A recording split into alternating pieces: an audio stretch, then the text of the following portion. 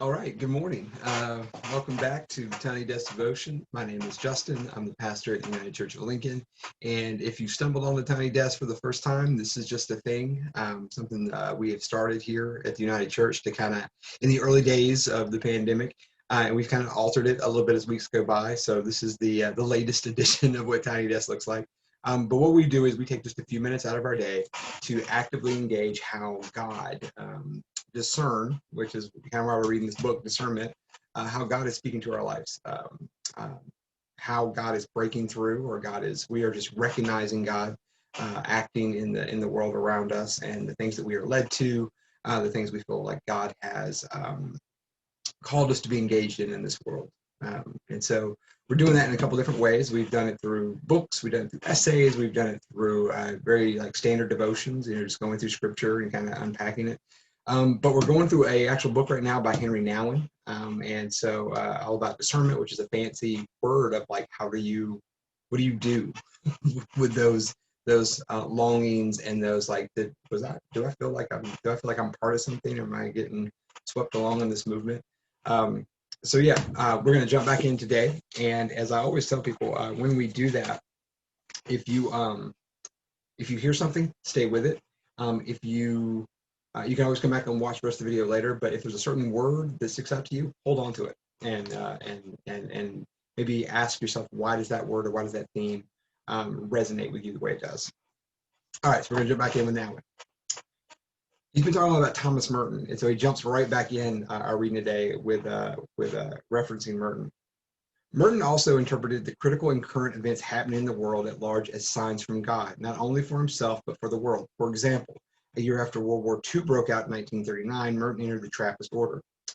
Premonitions of the war and its ominous beginnings preoccupied him intensely, as his books and diaries make clear. In his discernment process, he began to understand the gripping power of destruction all around him as more clearly an invitation to voluntarily become nothing and withdraw from the world. The national craving to conquer more land and obtain more goods became for him a call to detach from possessions and go naked through the rest of life. The blind violence that would tear the world apart became for him an appeal to follow the path of nonviolence and accept the consequences. On June 16th, 1940, he wrote this in his diary. Therefore, if I don't pretend like other people to understand the war, I don't know this much. I do know this much, that the knowledge of what is going on only makes it more desperately important to voluntarily poor. It seems desperately important to be voluntarily poor, to get rid of all possessions this instant. I am scared sometimes to own anything, even a name, let alone a coin, or share in the oil, the munitions, the airplane factories. I'm scared to take a priority interest in anything, for fear that my love of what I own may be killing somebody somewhere. Wow. Merton saw clearly that voluntary poverty not only prevents violence, but also frees one to work for peace in the midst of danger. Detachment and displacement also offer a unique opportunity to stand without fear in a violent world. As he writes in my argument with the Gestapo, I know I am in danger, but how can I be afraid of danger? If I remember I am nothing, I will know the danger can take nothing from me. Yes, I am afraid because I forget that I am nothing. If I remember that I have nothing called my own, that will not be lost anyway, that only what is not mine but God's will ever live, then I would not fear so many false fears. Given his spiritual ability to discern God's will and vocation for himself in the midst of a huge event, as well as ominous message for the world as signs of the times, it is not surprising that Merton is seen as one of the most important writers on peace and nonviolence, one who constantly questions what detachment and kenosis, self-emptying, means for the modern person. Detachment from Merton does not mean shrinking one's responsibilities. Rather, it's a radical stance in the world that makes it possible to move unafraid into the center of evil and not be destroyed by it. If you claim nothing as your own, including your own life, you can expose the illusion of control and the false basis of war and violence by refusing any compromise with evil. Thus, the self-emptied person is the true revolutionary in the world. How might we stand aside from all our demands and desires in this age of consumerism and militarism and seek peace within? Peace for our immediate community and peace in the world. When millions of people experience the same events or series of critical events in the world, these events become, according to Merton, occasions to discern the signs of the times. And the message they contain are not only for the individual, but also for the community of faith and the world at large. What were the signs and the critical events of his day? During the years Merton spent in Trappist monastery, he wrote at least 35 books in addition to his many letters, diaries, and journals. When we consider his enormous work, it appears that his greatest power and insight went into his commentary on the concrete happenings and current events of the day, born out of silence and discernment. It is instructive to see how he reads the signs of the times and discerns what God was trying to say and do in the world. Let me see. Okay, yeah. In conjunction of a guilty bystander, Merton offers his vision of the 1960s and the shocking and tumultuous events of his day, when racial strife burst out with all its vehemence, when the conscience of America suffered in the Vietnam War, when poverty became a national nightmare. Merton was a voice to which people listened to find some light in the darkness and some clarity amid the confusion of the time. From 1960 to 1968, Merton followed the news about the killing of children in Birmingham and civil rights workers in Mississippi, the killings of ministers in Selma, Alabama, the burning of churches in the South, the riots in Watts, Newark, Chicago, and Cleveland, the long march from Selma to Montgomery, and the dramatic march to Washington when Martin Luther King Jr. proclaimed his dream. These were critical events. I would even call them, like what Merton was saying, occasions that followed upon each other in quick succession and severed the unity of a great land.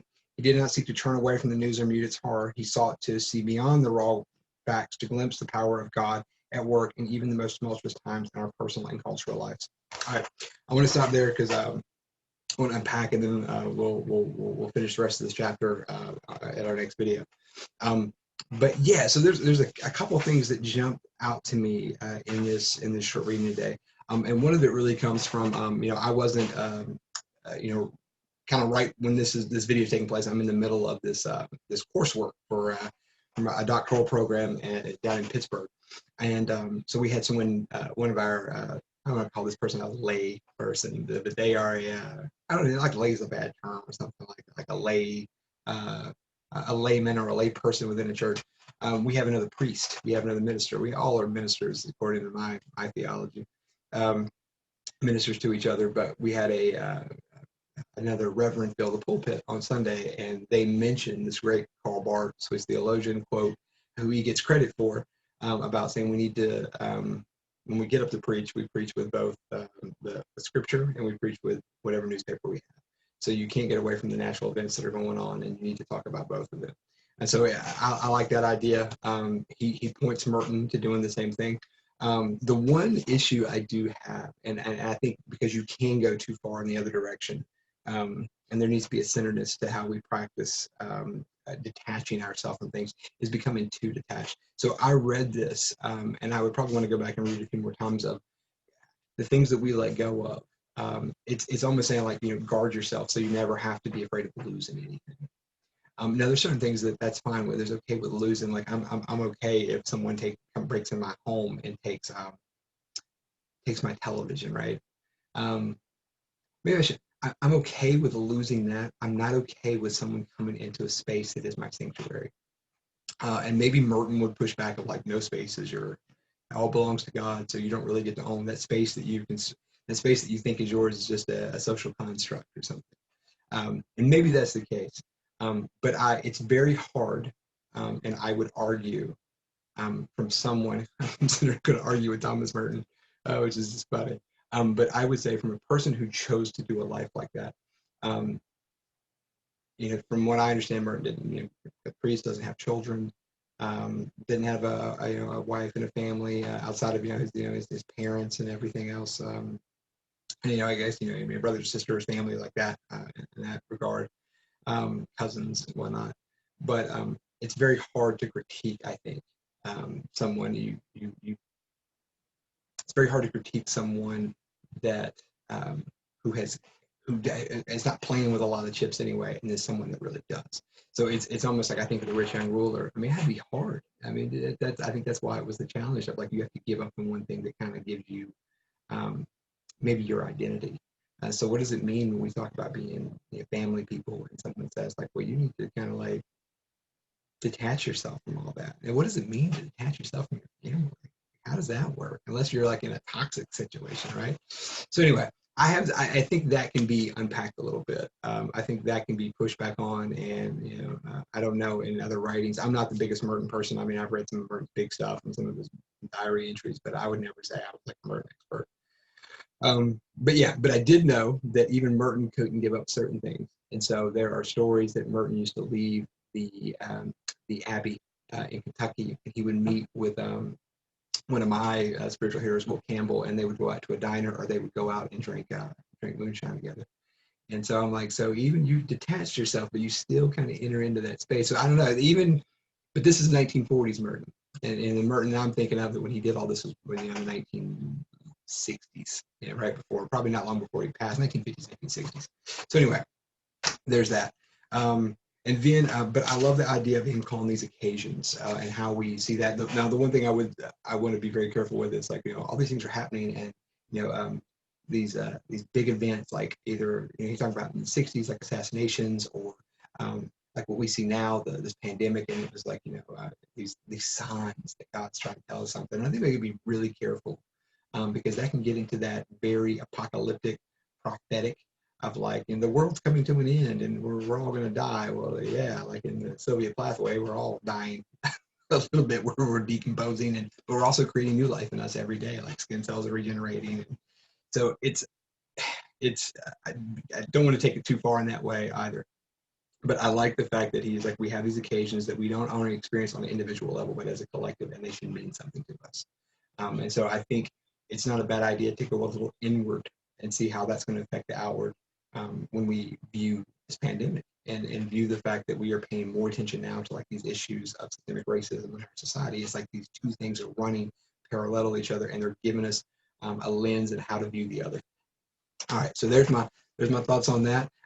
We'll be back on Thursday for a new video, so I hope you tune in then. And so, as I usually say, stay happy, stay healthy, and continue to kind of operate out of home and keep those pods healthy and safe.